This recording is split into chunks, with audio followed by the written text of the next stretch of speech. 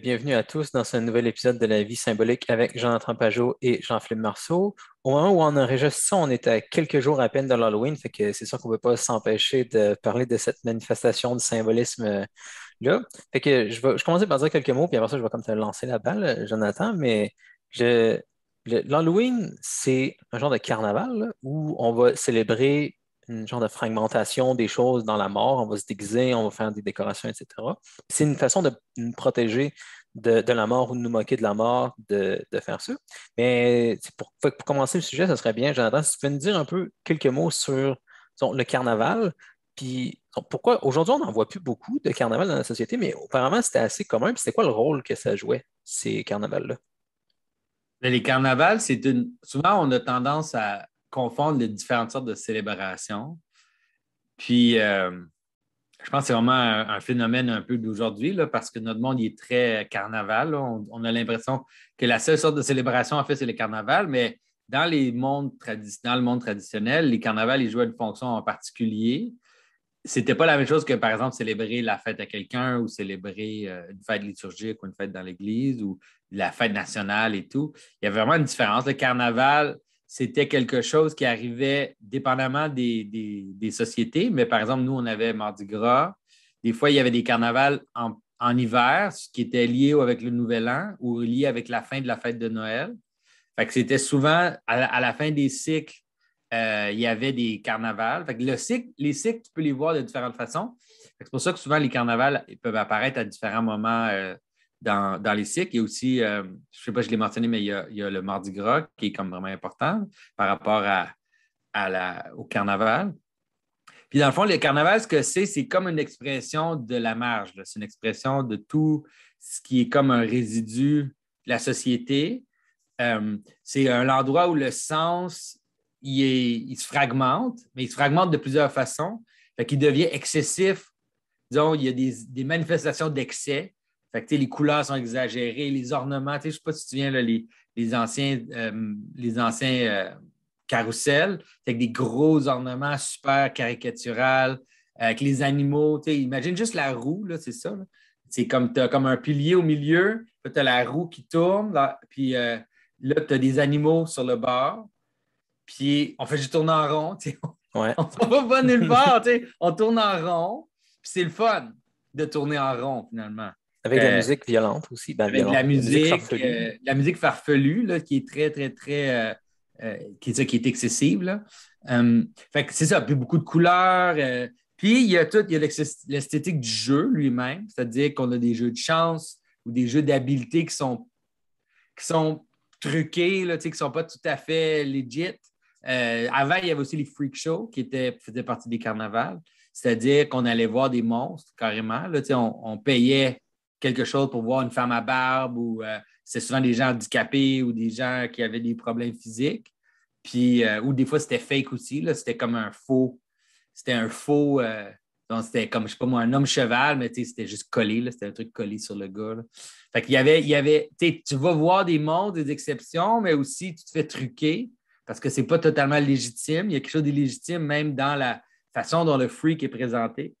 Puis finalement, c'est le cirque, là, le cirque moderne là, qui a comme englobé le plus l'esthétique du carnaval, qui circule, qui voyage, qui se promène d'un endroit à l'autre, qui s'installe dans les endroits désaffectés de la ville où il n'y a pas déjà quelque chose, puis qui là, il manifeste tout le côté du carnaval.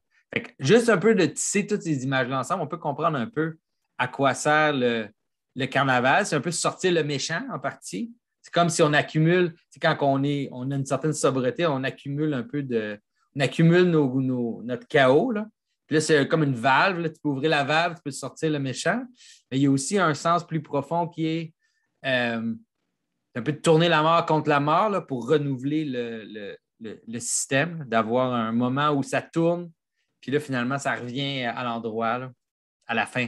Fait que dans la fête des fous, par exemple, la fête des fous, c'est le meilleur exemple là, où ils prenaient un fou, quelqu'un dans la ville qui était soit sans-abri, quelqu'un qui ne fitait pas, là, puis là, ou ben, des fois un enfant, puis là, on l'élisait prêtre, évêque ou bien roi pour la journée, puis on célébrait et tout. Puis là, à la fin de la journée, c'était comme fini, là, tu sais. On leur met, c'est un prisonnier des fois, on le remet en prison ou c'est comme on le remet à sa place. Puis là, le monde reprend forme. Là. Puis, disons, qu'est-ce que ça faisait chez les gens, disons, de sortir le méchant? Y a-tu aussi le fait de, comme disons, pointer un peu à, OK, comme ça, c'est la fin du monde, on vient de voir à quoi ça ressemble, maintenant on retourne au cycle normal, disons, parce que c'était assez périodique, disons, cette fonction-là. Moi, je pense que oui. C'est-à-dire, une des raisons de célébrer l'exception, c'est comme secrètement de toujours de démontrer la normalité. C'est-à-dire, si tu es dans un carnaval, puis là, tu fais des choses, euh, puis tu es conscient que les choses que tu fais, c'est exceptionnel. Tu sais, c'est pas la vie de tous les jours. Mais là, ce qui arrive, c'est que tu es en même temps en train de redéfinir la normalité. Fait que, tu sais, c'était aussi dans le passé, tu sais, l'idée de la femme à barbe ou tu sais, l'homme-femme, c'était comme un des personnages qui existait dans le carnaval, là, tu sais, qui était moitié, souvent, c'était comme moitié homme, moitié femme. Là. C'était comme un personnage dans le carnaval, mais ça faisait partie de ça aussi, d'avoir des genres d'exceptions qui nous rappellent la normalité. C'est bon. Fait que là, on vient de parler des carnavals en général, puis l'Halloween, ça va en être un particulier. Puis il arrive un moment, pas, il arrive un moment de l'année spécifique, c'est pas par hasard, là, pendant un moment où la nature est en train de mourir, là, surtout ici en Amérique du Nord, on le voit bien. Là. Ici, à Québec, les arbres, la plupart, ils n'ont plus beaucoup de feuilles. Les journées sont rendues très courtes, il fait froid aussi. Là. Ils ont la mort qui commence à s'installer. Puis de célébrer l'Halloween à ce moment-là, c'est un peu de se moquer de la mort, là, puis d'essayer d'éloigner la mort aussi. Fait que là, il y a plein de petites choses qui vont sortir. Là. Fait que, mettons, pourquoi est-ce que on va prendre des citrouilles, puis on va graver des visages comme épeurants dessus? Oui. Ben, avant, peut-être, j'aimerais ça, avant qu'on va dans les traditions, nos traditions d'Halloween, ça serait de comprendre l'Halloween comme une fête sacrée à la base, parce que l'Halloween, dans le cycle liturgique occidental, c'est la veille de la fête de la Toussaint, dans le fond. Fait que je me souviens plus c'est quoi l'ordre. C'est la. Non, c'est pas la veille de la Toussaint, c'est la veille de la fête des morts, dans le fond. Puis je pense que c'est le troisième jour. Il y a comme 3 jours. Il y a comme la. Il me semble que c'est Halloween, Toussaint, fête de tous les Oui, tu morts. as raison, exactement, c'est le contraire. Fait que dans le fond, c'est la veille de la Toussaint. Puis, fait qu'il y a comme dans la tradition liturgique, dans cette période-là, au moment de la Toussaint puis au moment de la fête des morts, les prêtres vont porter des vêtements noirs. Des fois, même des vêtements décorés de crâne. Fait qu'il y a plusieurs images. Il y en a qui sont assez élaborées, là, où tu as t'as la soutane, pas la soutane, mais je ne sais pas comment ça s'appelle, le chasuble là, du prêtre, là, où derrière, il y a comme un momentum mori, là, il y a un crâne, puis là, c'est souviens-toi de la mort. Tu sais. Fait que déjà, ça, c'est comme un peu l'origine même esthétique là, de l'Halloween. Fait que l'idée, c'était que, quand tu peux le comprendre comme ça, c'est qu'on a la fête de la Toussaint, où on fait tous les morts qui sont en fait glorieux. Tu sais. Puis après ça, tous les morts qui sont. Après, on prie pour tous les morts qu'on ne sait pas. Tu sais. C'est-à-dire tous les gens qui sont morts, mais tous nos amis, nos familles, les gens qu'on connaît qui sont morts. Fait au début, on célèbre les saints qui sont morts, mais qui sont glorieux. Après ça, on prie pour ceux qu'on ne sait pas. Puis finalement, il reste comme s'il y a un aspect de la mort qui reste. Puis c'est vraiment l'aspect carnaval. Puis ça, c'est devenu la veille de la Toussaint. Fait que c'est comme si tu peux imaginer ça comme une manifestation de la mort. Puis il y a la manifestation religieuse de la mort. Puis dans la marge de cette manifestation religieuse, c'est comme s'il y a nécessairement les aspects plus pernicieux de la mort qui devaient se manifester. Tu sais. Fait que ça s'est manifesté dans les marges. Ce qui est intéressant, c'est que nous, c'est juste ça qui nous reste. C'est-à-dire, il nous reste juste cette partie-là de la fête, qui est la fête, qui est le côté carnaval de rire de la mort, de se moquer, de participer à la mort, d'expérimenter un peu des imageries qui sont liées à la mort pour avoir peur, pour être un peu. C'est ça. Fait que, tu sais, moi, j'ai rien contre. Moi, je célèbre l'Halloween avec mes enfants. Tu sais, c'est comme, j'ai pas rien contre l'Halloween en tant que tel. C'est sûr qu'il peut y avoir des excès. Mais il y a quand même, c'est quand même suspicieux de voir comment que finalement, c'est juste ce côté-là de la fête qui reste. Comme à Noël, la seule chose qui reste de la fête de Noël, c'est le côté dark de Noël qui est s'accumuler des cadeaux, là, avoir plus Le de côté patentes. potentiel, ouais. Oui, c'est ça. Fait que c'est la même chose. C'est comme si les fêtes, à mesure qu'ils sont évacués, leur sens plus élevé, il reste juste les sens un peu accidentels ou plus marginaux qui sont même un peu le côté dangereux de la fête, là, on pourrait dire. Mais c'est ça. Ouais. Ceci étant dit, c'est ça. Pour l'idée des traditions en tant que telles, ben, la majorité viennent de l'Angleterre, de l'Irlande, des endroits un peu aussi sur les bords, là, qui ont été amenés en Amérique avec les immigrants de ces endroits-là. Puis, c'est comme une gargouille. Une citrouille, c'est pas compliqué. Là, c'est vraiment une gargouille. Tu fais un monstre. C'est apotropaïque. Là, c'est-à-dire que tu as un monstre que tu mets à l'extérieur de ta maison pour repousser les monstres, finalement. Puis ça se passe autour du moment entre les deux. Ça se passe entre l'équinoxe et le solstice. Là. C'est à peu près au milieu entre l'équinoxe et le solstice. Tu peux l'imaginer que c'est le moment où tu vois. Tu sais, parce que disons, à l'équinoxe, c'est comme si là, tu ne sens pas encore que les journées, que la noirceur gagne. Je ne sais pas si tu comprends. Tu ne le sens pas encore. Tu le sens plus tard. Ou tu pourrais dire, OK, là, c'est la journée où c'est égal, OK? Puis là, tranquillement, on s'en va vers le jour le plus sombre de l'année. Puis tu peux imaginer que, disons, à peu près au milieu de ça, là, c'est comme là, tu t'en rends vraiment compte. Là. Les journées sont vraiment plus courtes. La noirceur, elle envahit. En plus de ça, la nature est en train de mourir. Les arbres, ils perdent leurs feuilles. La mort est présente partout. La récolte est finie. Là, on a les résultats de la récolte. Puis ce qu'il y a de la récolte qui est lié avec la mort, c'est aussi un peu des trucs comme ça, comme les citrouilles, des courges, des maïs séchés, toutes les images qu'on a de l'automne tardif, là, si tu veux, qui sont reliées avec préserver ce qu'on peut pour l'hiver. Fait que la tradition, c'était en Irlande, ils sculptaient des genres de courges, là. Puis là, nous, ben, c'est le pumpkin, là, la citrouille, c'est vraiment américain. Là, c'est un fruit qui vient d'Amérique, une courge américaine. Puis ça s'est comme fusionné ensemble. Puis est-ce que disons, le fait que les enfants vont se déguiser en monstres, vont se déguiser en morts de certaine façon, puis vont passer de maison en maison pour aller demander des bonbons, sinon on jette un sortilège, est-ce que ça, c'est quelque chose qui vient aussi, disons, de l'Irlande, de l'Angleterre et tout ça? Est-ce qu'on sait ça vient d'où, ça aussi? Est-ce que c'est, disons, Oui, c'était des traditions qui existaient à l'époque. Puis il y avait d'autres aspects de ces traditions-là qui sont super intéressantes, là. C'était que il y avait l'idée qu'il fallait que ça dérange un peu.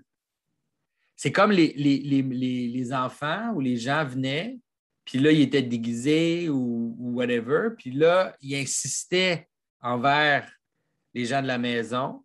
Puis là, les gens de la maison devaient comme les accueillir, mais c'était vraiment vu comme si ça devait te déranger un peu, comme mal à l'aisant, disons. Puis là, finalement, ben là, il faut que tu donnes pour qu'ils s'en aillent. T'sais. Puis, c'est très profond, comme comprendre la façon dont les choses étranges se manifestent à nous. T'sais. Parce que les choses étranges qui se manifestent à nous, ils cherchent une maison. C'est une façon de le comprendre. Ils cherchent un corps parce qu'ils sont comme désincarnés, surtout les choses vraiment étranges. Parce que la raison pourquoi ils sont ici, c'est qu'ils ne sont plus chez eux. S'il y a quelque chose d'étrange qui se manifeste à toi, c'est parce que ce n'est pas dans son contexte normal. Il est comme sorti d'un contexte. Puis il cherche un contexte. Fait que là, il faut que tu fasses attention parce que si tu lui donnes une maison, mais là, il ne va pas s'en aller. Il va juste rester tout le temps. Il ne va pas partir.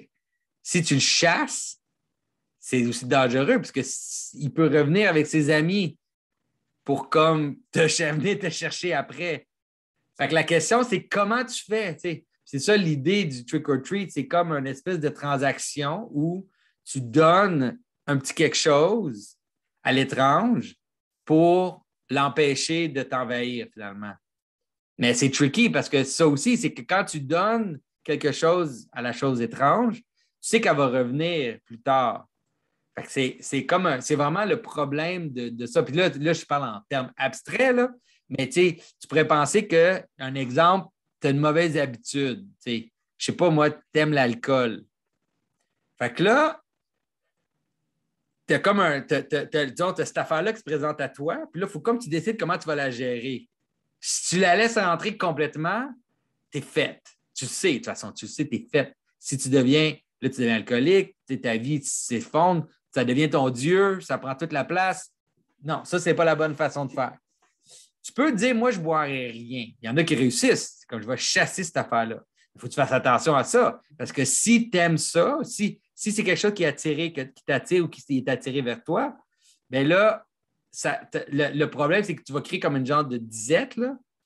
Puis à un moment donné, ça va revenir, paf!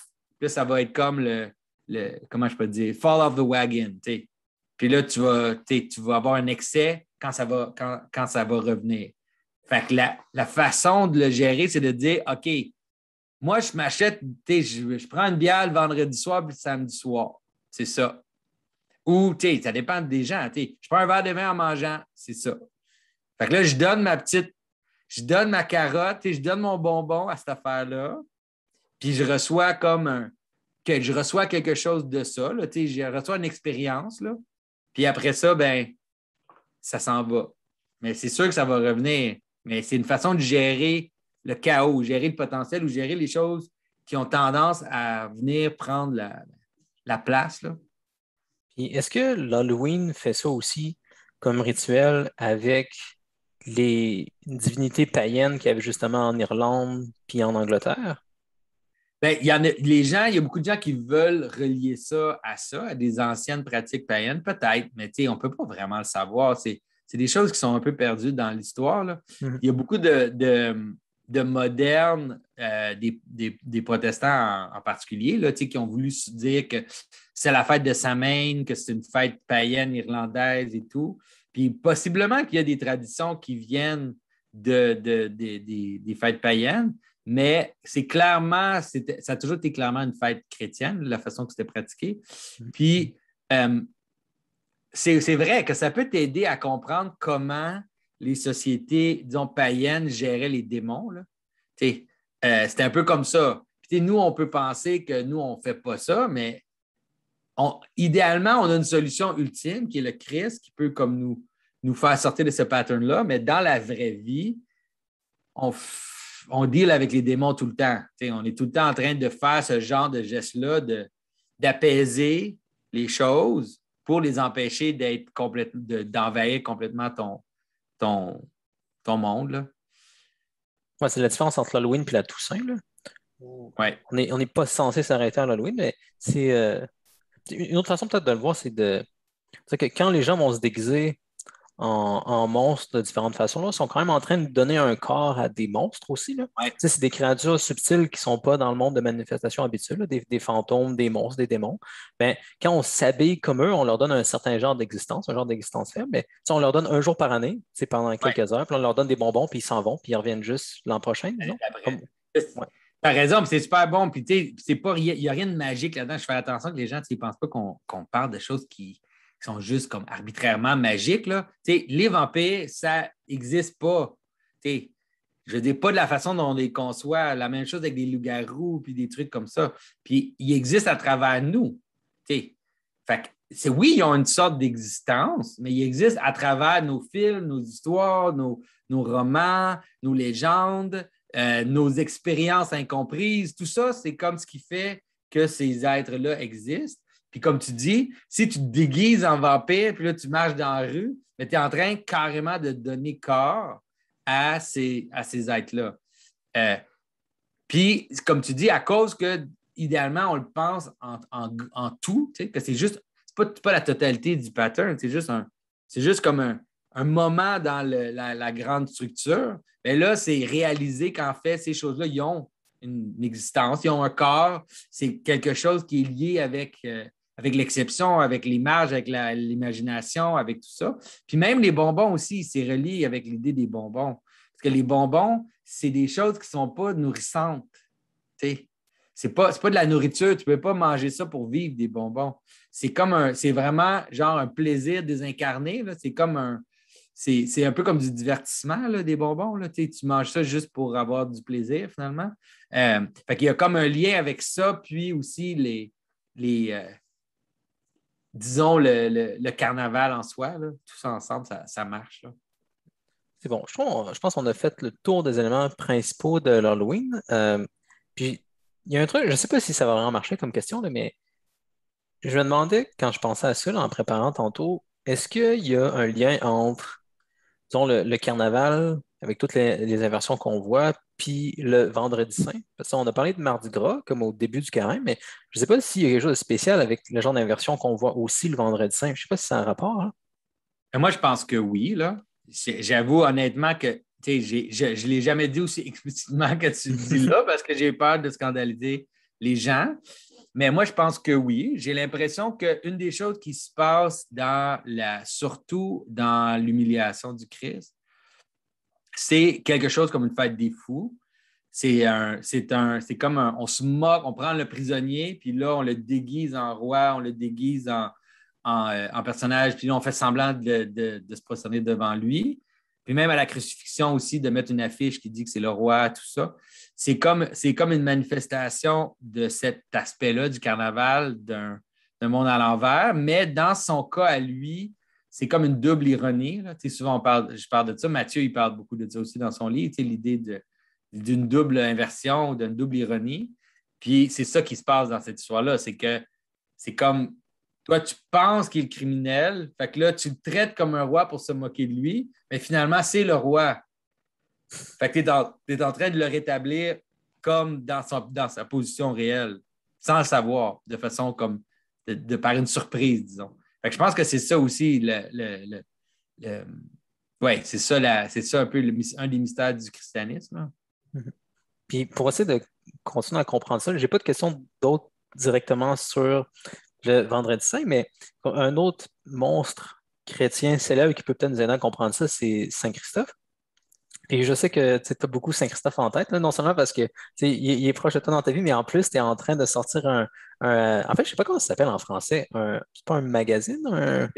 C'est une bande dessinée. Là, en Ok, français, ok. on utilise le mot bande dessinée. Fait que ça, tout le monde qui regarde ça, vous pouvez aller le 31, le jour de l'Halloween, on va commencer le crowdfunding pour notre bande dessinée sur les légendes de Saint-Christophe. D'ailleurs, qui traite toute cette question-là, parce que Saint-Christophe, il se présente dans l'histoire comme un étrange, comme un truc qui ne fit pas. Puis il y a certains qui voient son potentiel, d'autres qui voient son danger.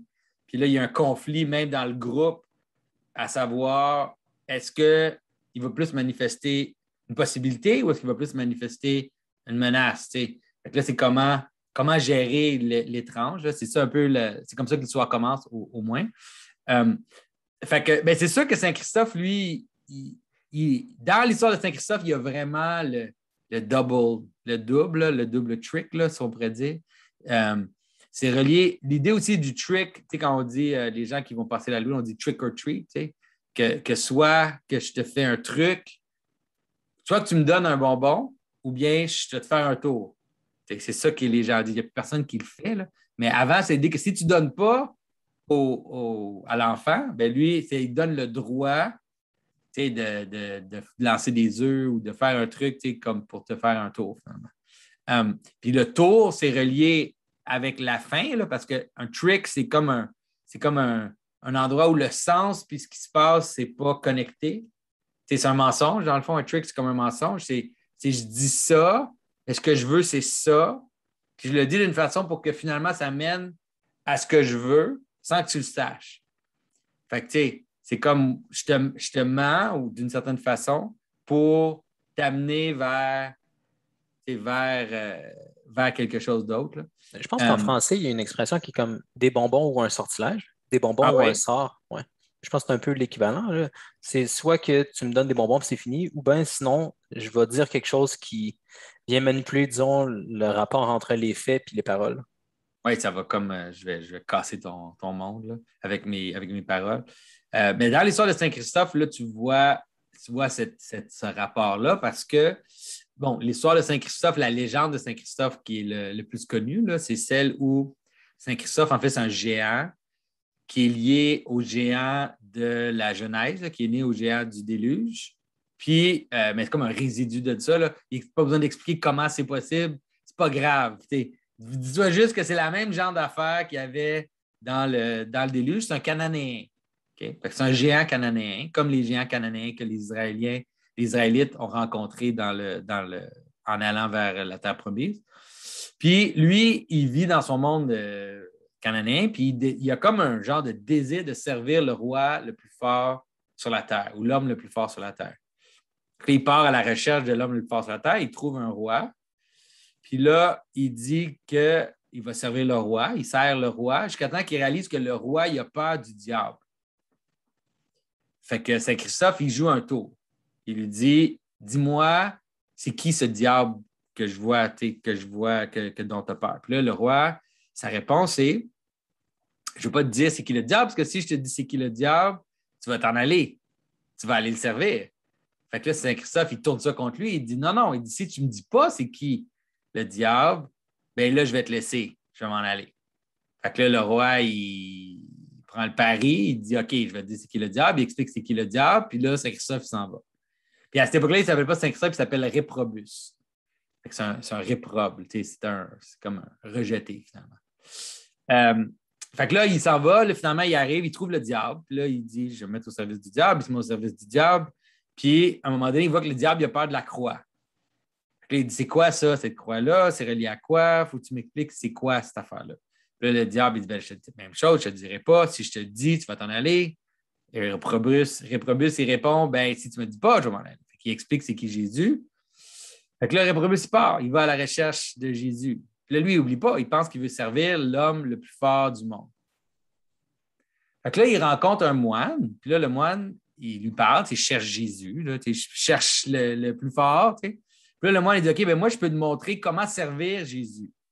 T'sais. Parce que c'est ça qu'il veut. Il veut servir l'homme le plus fort. Mais là, ce qu'il lui demande, c'est le contraire de ce que peut-être il aurait pensé qu'il lui demande. Il lui dit, il faut que tu pries. Puis là, tu sais, Réprobus, c'est un monstre, là. Il faut que tu l'imagines soit comme un géant, soit un homme à tête de chien. C'est clair que lui, c'est ça, c'est un monstre. Fait qu'il dit non, moi, je ne peux pas prier, ça ne marche pas. Fait que le moine, il lui dit bon, ben d'abord, si tu ne peux pas prier, il faudrait que tu jeûnes. Si tu peux jeûner. Tu vois, c'est tout le contraire de ce que lui s'attend. Là, c'est comme il faut que tu te restreignes, il faut que tu pries, il faut que tu te concentres.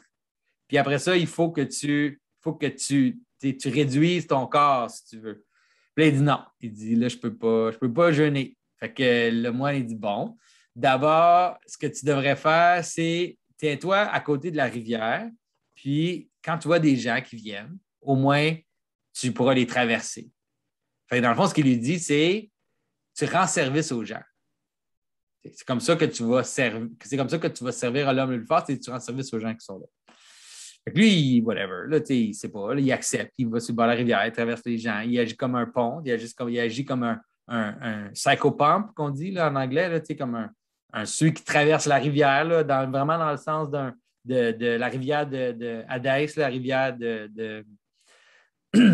c'est comment il s'appelle, je ne me souviens pas des différents noms de Chiron, puis tous les noms des rivières qu'il y a dans l'enfer ancien. Là.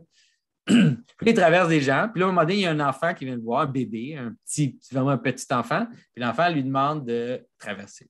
Fait qu'il met l'enfant sur ses épaules, puis il commence à traverser. Puis, rendu au milieu, ça commence à être vraiment lourd, tellement lourd qu'il pense qu'il ne va pas réussir, qu'il va comme flancher. Puis, dépendamment de la légende, soit il demande pendant qu'il traverse ou à la fin, quand il a réussi finalement à le traverser, il lui demande pourquoi tu étais lourd comme ça. Puis là, l'enfant lui dit ben, parce que je portais les péchés du monde. Puis là, l'enfant disparaît. Fait que là, c'est super intéressant parce que là, ce qui est arrivé, c'est que c'est Jésus qui a joué un tour sur lui. Parce que lui, ce qu'il voulait, c'est servir l'homme le plus fort du monde. Là, il se retrouve à servir l'être le plus faible du monde. C'est un bébé, un petit enfant. Puis là, il sert cet enfant-là. Puis pendant qu'il est en train de le servir, c'est comme clic. Le tour, il est comme révélé. Là, il réalise qu'il est en train de se faire truquer, que là, il est en train d'accomplir ce qu'il voulait accomplir depuis le début, mais il le fait comme en faisant le contraire de ce qu'il voulait. C'est vraiment une histoire qui est géniale. Elle est géniale, cette histoire-là. C'est comme il sert le plus faible, mais en servant le plus faible, il sert le plus fort. Puis là, dans le fond, il y a un tour qui est joué sur lui, mais ce n'est pas à ses dépens, c'est à son salut. C'est comme le tour est joué sur lui pour le sauver, pas pour le faire perdre. D'habitude, un tour, on joue sur quelqu'un pour te faire perdre. Dans ce cas-ci, c'est un tour qui est joué sur lui pour le sauver. Parce que si au début, imagine au début, on lui avait dit c'est le bébé, c'est lui le plus fort du monde, il aurait fait yeah, OK, whatever. C'est n'importe quoi, là. Il serait parti. Fait que comme il passe à travers tout ce processus-là pour arriver au point où il était prêt à faire ça, puis à réaliser en le faisant qu'il servait finalement le roi du monde, là, le roi de l'univers. Fait que c'est une super belle histoire pour comprendre cette espèce de double inversion-là dont Mathieu et moi, on parle souvent. Là. Puis c'est mystérieux parce que j'ai de la misère à voir. C'est comme si je n'étais pas capable de dire si, disons, les intentions de Saint-Christophe étaient bonnes ou pas bonnes dans toute cette histoire-là. Non, c'est ça aussi qui est comme génial dans cette histoire-là. C'est comme un peu de dire, tu sais, récemment, dans le podcast Lord of Spirits, puis j'en ai parlé dans mes podcasts en anglais, ils ont amené l'idée que dans l'idée cosmique, c'est qu'il y a comme des anges de la gauche de Dieu, puis ces anges-là de la gauche, finalement, c'est des démons. Les démons, ils pensent qu'ils font les choses pour une raison, mais sans le savoir, ils font ultimement les choses au service de Dieu sans le savoir. C'est-à-dire que leurs actions sur nous, ça nous expose nos faiblesses, ça nous amène à nous repentir finalement. T'sais. Mais c'est la même chose avec Saint-Christophe, c'est-à-dire Saint-Christophe, malgré ses intentions, c'est comme si c'est même pas grave. C'est comme malgré ses intentions, il est quand même en train d'amener le Christ plus loin. Fait que, tu pourrais l'imaginer comme les gens qui sont anti-chrétiens, surtout dans le temps des Lumières, ils étaient anti-chrétiens. Puis là, un exemple super simple. Okay? Vraiment, ça, là, cet exemple-là, il est super simple. En anglais, on a une façon de dénoter les époques qu'on disait avant BC, AD. BC, c'était avant le Christ. AD, c'était Anno Domini, l'année du Seigneur. Puis là les gens, ils sont comme... Ça les énervait, de encore utiliser ces termes-là pour parler des époques. Là, ils ont changé le terme. Puis là, ils ont fait BCE pour avant, Before Common Era, puis CE pour maintenant, Common Era. Fait que là, eux, ils pensent qu'ils sont en train d'agir contre le Christ. Ils sont en train d'effacer le Christ de l'histoire. Mais ils sont en train de dire que le Christ il a inauguré une ère commune. C'est encore plus profond que de dire que c'est l'année du Seigneur. C'est comme s'il dit, ils sont en train de nous dire que la naissance du Christ, ça a créé une ère commune où on peut tous s'entendre sur la date. C'est comme, mais ils ne s'en rendent pas compte, ils ne savent pas. Fait que là, c'est ça l'idée de Saint-Christophe. C'est-à-dire qu'il y a quelque chose dans la structure chrétienne qui fait que même le groupe heavy metal, qui fait des imageries sataniques, sont ultimement, sans s'en rendre compte, en train de réaffirmer le message. Puis on ne leur donne pas d'applaudissements à eux. Là, on ne leur dit pas qu'ils sont géniaux parce qu'ils font ça, ils le font malgré eux. C'est comme un peu je pense que c'est ça un peu aussi la surprise de la sécularisation, puis la surprise de l'Antéchrist, que même dans le mouvement de sécularisation, des choses qu'on réalise, c'est que les valeurs chrétiennes, ils ont comme infiltré tout le système au complet. C'est qu'ils se sont complètement comme rendus jusque dans l'inconscient des gens, ils ne s'en rendent même pas compte. T'sais. Fait que même la sécularisation, ultimement, elle va amener à réaffirmer le Christ. Mais comme je dis, il ne faut pas. Comme Jésus, il dit souvent, il dit une fois, là, il dit, il faut que le scandale arrive, là, je le cite souvent, mais sauf malheur à celui par qui ça arrive. Je pense que c'est ça aussi.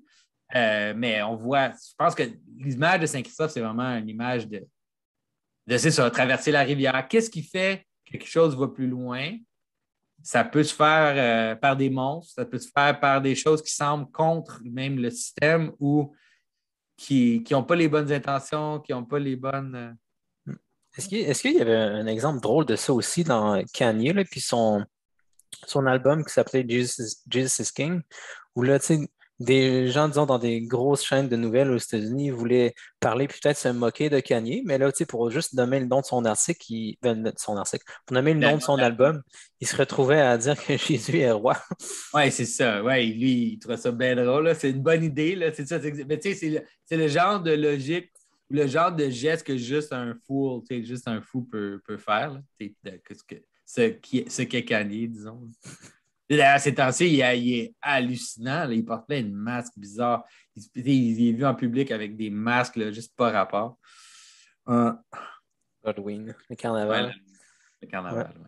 Mais je pense qu'on a fait bien le tour de ce thème-là. Toi, je ne sais pas s'il y avait une autre chose que tu voulais rajouter pour l'Halloween qui arrive dans les Ben, je prochains pense que jours. c'est vraiment important parce que, tu sais, s'il y a des gens qui écoutent ça, qui sont croyants, on a tendance, disons, par rapport à l'Halloween, il y en a beaucoup, pas tout le monde, mais il y en a qui ont tendance à opposer l'Halloween. Mais je pense qu'au contraire, avec le mystère de Saint-Christophe, avec de comprendre ce mystère-là, on est plutôt capable de retourner l'Halloween sur lui-même, puis de l'utiliser comme un outil pour ramener la notion de l'inévitabilité de la lumière, l'inévitabilité de la résurrection, parce que c'est ça, ultimement. On pourrait dire la raison pour qu'on se moque de la mort, la raison pourquoi on n'a pas peur de ces choses-là, ou que on trouve ça drôle d'avoir peur, c'est parce qu'on sait ultimement que ce n'est pas la fin.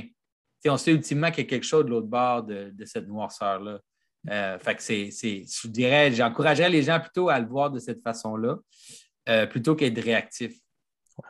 Oui, comme on avait parlé un peu du Vendredi Saint, mais il y a plein de pères de l'Église qui vont lire ce qui s'est passé, un peu comme l'histoire de Saint-Maxime, là, où disons, la mort a été tournée contre la mort, où les démons, là, tous les démons qu'on nourrit à l'Halloween, ils pensaient qu'ils avaient gagné au Vendredi Saint, mais finalement, c'est par leur tentative de dévorer Jésus qui ont participé au pattern puis qui ont rétabli les choses. Fait qu'on peut se moquer de la mort de cette façon-là si disons, on regarde les choses à partir, disons, de la place stable dans l'Église. Oui, c'est ça, exactement. Bon, ben, je pense que c'est une bonne conclusion pour notre épisode sur l'Halloween. Fait que, ben, bon Halloween tout le monde. Puis allez regarder aussi God's Doc là, qui commence justement à son crowdfunding à l'Halloween. À l'Halloween. Merci tout le monde. Salut. À bientôt. À bientôt.